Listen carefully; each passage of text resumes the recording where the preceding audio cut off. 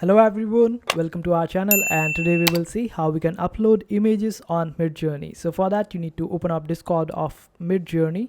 So after opening up the server of Discord, you just have to click on this plus icon, then click on this option of upload a file, then select any of the image that you want to upload, but make sure that it is lesser than 8 MB.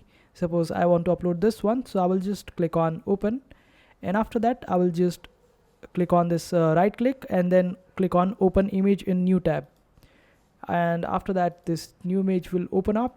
I will just copy this URL of this image and go to Midjourney again, and here I will type the command of /imagine, and I will select the prompt and then paste the URL.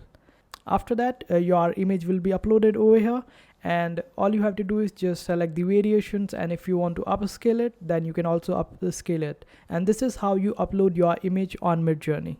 I hope this video was helpful. Make sure to hit that like button and also subscribe to our channel for more helpful videos.